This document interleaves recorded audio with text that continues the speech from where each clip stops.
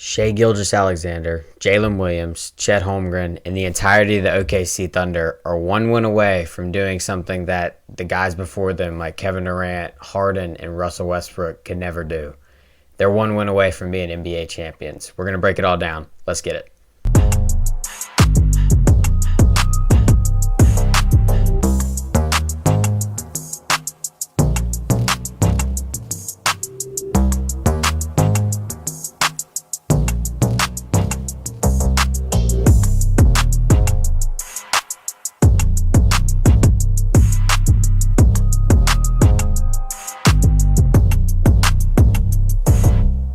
What is up, everybody, and welcome back to a brand new video. As you heard in the intro, the OKC Thunder win Game 5, the most crucial game that you can win in a series.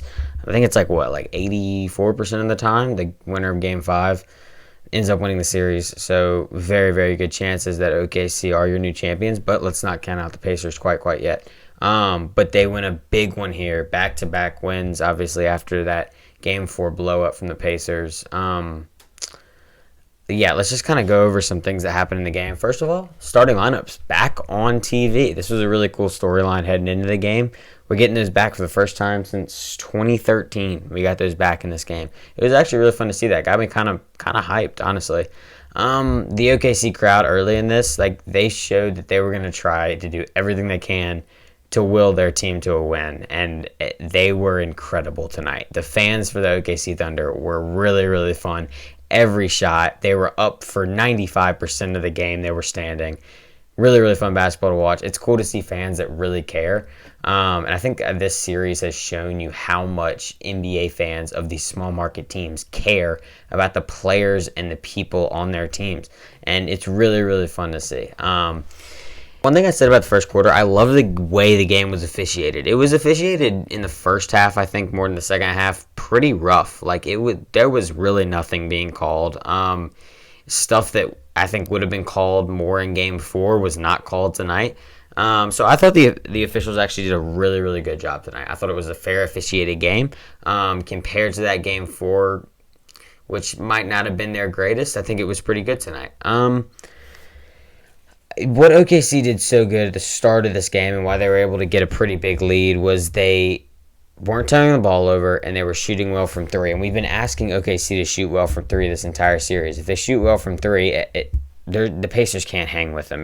That's what the Pacers lean on, is out shooting them. And if they shoot well from three, there's no chance the Pacers can keep up. And that's what OKC was able to do tonight. Early, I wrote down Jalen Williams was cooking. And let's just talk about Jalen Williams. He was incredible tonight. He was the best player on the floor by far. He was getting to his spots. He showcased every single thing that he has in his arsenal. The three-point shooting was there. The pull-up jumper was there. The driving was there. The spin, the passing, everything was incredible tonight for Jalen Williams. He had 40 points, 6 rebounds, 4 assists. Incredible stat line from Jalen Williams. The biggest, I said masterful was my word, but the biggest game of his probably career so far in his career, the biggest game was tonight, and he puts up 40. Shai, under the radar, 31, 10, and 4. Just under the radar, but incredible. Let's see what else. I thought that Indiana on offense tonight, before the bench guys checked in that third quarter, I thought that they weren't getting great. I guess they were working too hard on offense to not get good shots. So, you can see how much Nembhard and Nesmith were working off the ball on defense and offense to try to get open shots. And it felt like with all this work, you're supposed to get shots out of it, decent shots, and they weren't. And that was partly them not knocking it down well in the first half, and part of OKC was incredible defensively in the first half. I think it was one of the best showings I've seen from OKC this entire playoffs defensively. That was OKC basketball, which I'll get to in a little bit. But starting into the second half, the intensity for OKC seemed to kind of dimmer. It didn't seem like it was there quite as much. And then this is when the Pacers finally, they started creating good possessions. Halliburton was making good passes. They were diving after loose balls, getting extra possessions offensively. That's when Obi Toppin and TJ McConnell check into the game, which a lot of it's going to go to TJ McConnell. I believe he had 18 tonight, and he was the spark off the bench. I thought Obi Toppin played a really good game, too. They both come off the bench. They give the Pacers a spark. They go on this run. In the end of the third, it goes from an 18-point lead to a 8-point lead. And it got him back in the game. And that's what they've done this entire series. Obi Toppin, TJ McConnell, Benedict Mathurin. Benedict Mathurin was good tonight, too. I didn't think he was great, but he was decent. And then going into the fourth quarter, OKC, it felt like they never let the Pacers get over that hump that they did in like game one, where they're like going back and forth possession for possession. They held the Pacers where they never took a lead. The Pacers were never able to take a lead in this fourth quarter. They got it to within 2, and then the Thunder go on a 7-0 run. And it's just like they keep pushing and pushing. And what OKC did so good tonight was stifling that push from the Pacers. I thought that was incredible. I think it was one of the best things that we've seen from OKC in this series is not letting the Pacers go over that hump, go over that hill, and be able to honestly just take the lead. And that's what OKC did really well tonight. They finally started getting hot from 3 again, and the Pacers had done such a good job in the third quarter especially, into the second quarter a little bit, of not turning the ball over as much.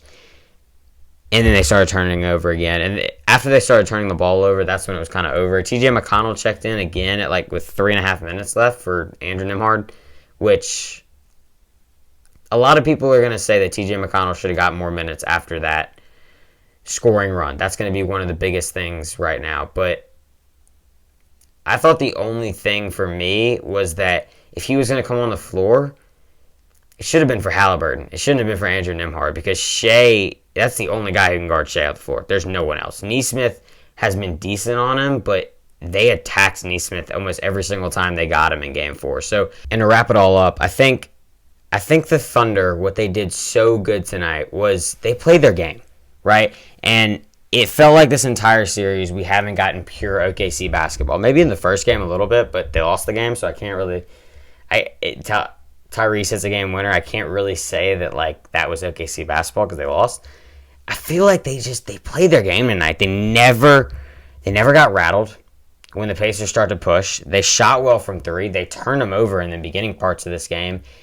And then finally, in the end, they went to their stars. They went to Jalen Williams and Shea. And that was so incredible is I never felt like the Pacers were going to be able to come back in this game. And that's one thing that I really haven't thought this entire series. But OKC did such a good job of staying calm and collected in the moment. And that's partly, I would say, from playing at home and partly from their stars were just cooking in this game. So the final ends up being 109-120. OKC goes up 3-2 in the series. They're 1 win away from an NBA championship. Game 6 will be Thursday in Indianapolis. We haven't gotten a Game 7 in a long time, so that would be really cool to see. I would like to see a Game 7.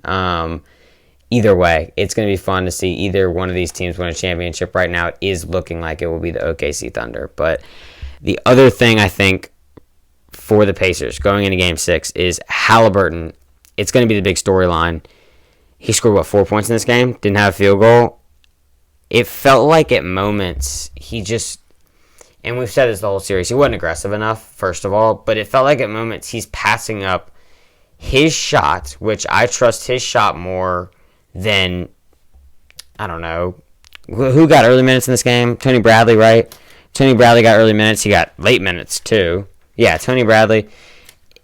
Passing up your shot for a Tony Bradley decent shot, I would rather you taking the shot. So, Tyrese Halliburton, I thought, didn't do a great job at obviously being aggressive once again. And one of our mottos here in this finals for us, or for this channel, has been when Halliburton's aggressive, the Pacers usually win. And he was not aggressive whatsoever tonight, whether that was the injury, whether that he just had an off night, which it could be a little bit of both. You still have to be aggressive, and you have to get downhill, have to get to the rim.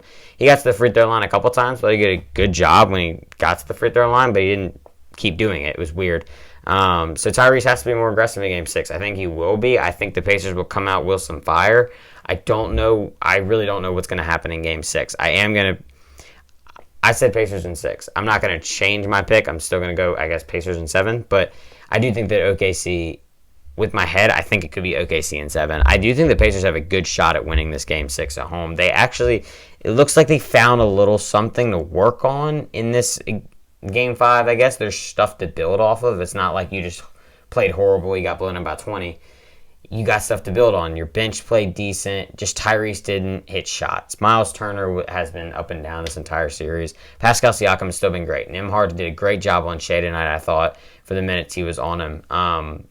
So you have stuff to build on going into Game 6, and I think it'll be a really, really good game. So I think the Pacers still have a shot to win this series, but it's looking like OKC is going to be your 2025 NBA champions. A couple of things just kind of around the NBA, which I didn't make a Desmond Bane trade video, which Desmond Bane is now part of the Orlando Magic, forming a new big three with him, Franz, and Paolo Banchero. The Magic trade KCP. Who else they trade? Cole Anthony, 4 first-round picks, and a pick swap. 4 first-round picks for Desmond Bane.